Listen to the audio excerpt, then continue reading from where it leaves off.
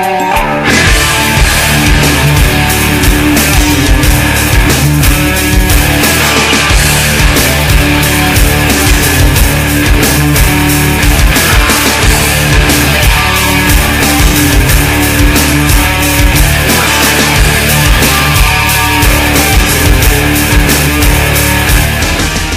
right, welcome back in. Forward Pass continuing here. I am your host, Justin Bino. Coming up, we're going to talk some Dolphins-Packers. We're going to go around the league with scores, stats, injuries, storylines. We're going to talk about Tim Tebow's first NFL touchdown. But first, I want to get to Chiefs-Texans. What a game we saw yesterday, wasn't it? I mean, we knew going into the game that it was going to be strength versus strength. The Texans run D versus Thomas Jones and Jamal Charles for Kansas City running the ball. We knew that was going to be strength versus strength. We also knew that it was going to be a matchup of weakness versus weakness. That is the Chiefs' pathetic passing game against an even more pathetic Houston Texans pass defense. And these are the numbers. Castle was able to take advantage. He went 20 for 29 for 201 yards, 3 touchdowns, had a quarterback rating of 122.9. And how about Dwayne Bowe bouncing back after the tough week he had last week? Last week in Indianapolis. Drops the touchdown. Then drops 2 more passes in a row. And then this week, comes back, only had 6 catches, but they were for 108 yards, and he had a touchdown. All right, now back to Matt Castle. It's been the same story week in and week out, every week, since Matt Castle has been our starting quarterback. The fans don't like him. I personally, I want to try to keep the optimism for Castle up, but it's kind of hard to do. I really don't think that Matt Castle is the guy. All right, Kansas City fans, don't lie to yourself. Don't lie to yourself. When Matt Castle got traded to Kansas City on draft day in 2009, coming off what he was able to do in New England in 2008, filling in for Tom Brady, we all thought we had the guy. At least most of us did. I did. Everybody was really high on Castle when he came to town, and then the actual game started being played, and wow, that changed quick. He did play good yesterday, but keep in mind, he was up against a pass defense that was near the bottom of the league. They'd been giving up 300-plus yards to opposing quarterbacks every game so far this season.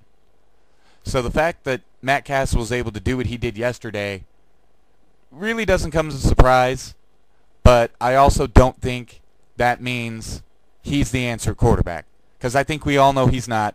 And save your Brody Croyle calls, because he's not the answer either. And now let's hear from Chiefs head coach Todd Haley following yesterday's game. If you can hear me over the 80s rock, tough one. Really was some game, and I think, or I know our team gained some valuable experience from this. I've been talking a lot about our team, and what's critical for us to understand is that we are not there yet, okay? We are in the process, and we are still actually in the foundation laying mode. So I think there's a reason. I mean, a lot of people I think may think that's just coaching rhetoric or something, that type of angle. It's not. I've been telling it pretty much the way it is. This is a team in transition. We're going to come on the road and we're going to win these big games here, and I think it's going to be sooner rather than later. But we obviously are just not there yet. But this was a step in a positive direction. Okay, that doesn't make that result feel any nicer, better. There's a lot of guys in deep, deep pain. deep, deep pain, and that's why I'm encouraged, because this group fought together. Okay, there wasn't one. There's a lot of reasons why we didn't come out on top there. One of those is that the Houston Texans have a lot of heart, and they had their backs backed up against the wall, and they played their hearts out and ended up making more plays than we did. So that's one of the reasons. But we did enough things in that game that kept us from winning. But did a lot of good things, and that's what we're looking for, and that's what we're trying to do every single day and every single week in this process of trying to become a good team or becoming a good team or becoming a good team. So it's a tough one, but what a game. Great experience for everybody involved, and I will say again, we got a lot of guys that are really hurting right now, and which you should be, but that's a good sign. Adam, I felt all during the week, continued to tell our guys that this was going to be a game our offense was going to have to, I felt like put the team on their shoulders and take this one. I just really felt that way. This is an explosive team.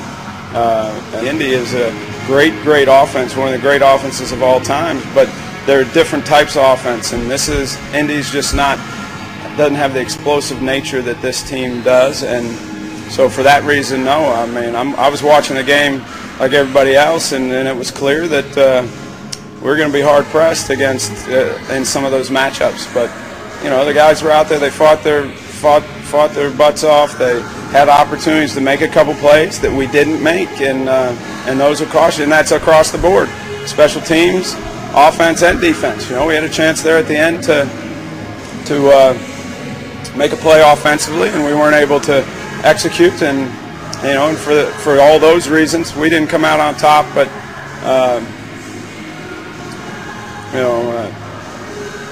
I don't know if I answered your question. All right, now the play that Coach Haley was talking about at the end that would have given us a chance to win was late in the fourth quarter. The Chiefs had a 3rd and 2. Matt Castle tried to squeeze the ball in where he had no business trying to throw it, incomplete. Now my question there, and the question of a lot of others, comment on the Facebook page, Cliff Mayfield. Okay, 3rd and 2, and you let Castle try to throw it when your running backs had been running up and down the field all day. Terrible call. Cliff, very good point. Very good point. That's what I'm about to get to. The Chiefs' running game was doing very well yesterday. Thomas Jones, 19 carries for 100 yards and a touchdown. Jamal Charles, 16 carries for 93 yards. Now your running backs have been doing that all day. You're in a 3rd and short situation, and you try to force a pass. Run the ball. You can get 2 yards in 2 plays with those guys running the ball. That was a terrible call by I don't know who had the final say there, Haley or Charlie Weiss, but I do know exactly what that play call is. It's an outrage. Thank you, President Obama. It was an outrage. Worst calls I've seen in a while. All right, getting back to the Facebook page. Comment from Kevin Conquest. Where did the Chiefs' defense go? All right. Well, let me read you the whole comment.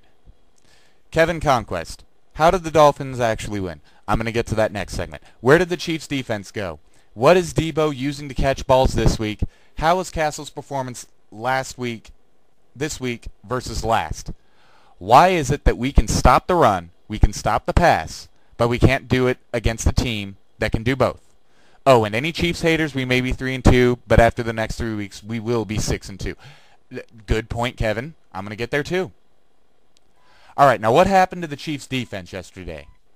I'm listening to the Red Alert postgame show yesterday afternoon, and I think Bill Moss, he hit it right on the head. The Chiefs We were overmatched yesterday. Now, we were able to do what we were able to do against Indianapolis last week because Indianapolis's offensive line not doing too well. We were able to keep the pressure on Peyton Manning all day, and that's why we were able to hold him without a touchdown at home. Now, the thing against the Texans, their offensive line was too good. Their running game was too good. Their receivers were too good. Their quarterback was too good. You see, the Chiefs' defense, up to this point, we had not played a team that had all four of those things. We played teams that had at least one of those things not going their way, and that's why we were able to do what we've done up until yesterday. All right. Back to the Facebook page. Comment from Eric Snyder. How much did the Texans pay the refs in that game? I'm going to get to the officiating right now, as a matter of fact. There were a couple of BS calls, namely the Brandon Flowers pass interference call in the fourth quarter. But there were also a lot of non-calls. The Texans were getting away with holding all day. That Derek Ward touchdown run that we saw ran for 38 yards for the score. But what we didn't see at the time, and what the referees didn't see, period, was tight end for the Texans, number 85, James Casey, one-on-one Tamba Hali. He was holding him that entire play while Derek Ward was making that run. He even got Tamba Hali on the ground, held him all the way to the ground. How do the referees not see that? Yesterday was one of the most horribly officiated games I have seen in a very long time. I don't think the refs were necessarily paid, but they definitely blew a lot of calls. Scott Conquest. For real, that shit we should have won, which would have made us 4-1, but now we're 3-2. Right, obviously. But good point, though. That was a lot of BS. That was crap. The officiating yesterday was crap. Another comment, Mason Molyneux. I heard that Flowers is using downtime this week to assemble a hit team to make sure the refs won't make it to any more NFL games. Also, Haley is a badass coach. We need the gutsy plays to win games. All right, I agree with Todd Haley. I've always been a fan of the sort of gambling he does with the play calling. I've always kind of liked that. And I don't know if Flowers is necessarily going as far to get a hit team together for those refs, but that was a load of crap yesterday. All right, I got to get out here in a second. Coming up next, I'm going to talk Dolphins-Packers. We will hear from Coach Tony Sperano. We'll have some thoughts on what's left for Miami for the rest of the season. And we will take you around the league with scores, stats, injuries, all the juicy storylines. We're going to talk about the Raiders and Tim Tebow's first NFL touchdown. We will also preview the Monday night game between the Titans and Jaguars. Stay tuned.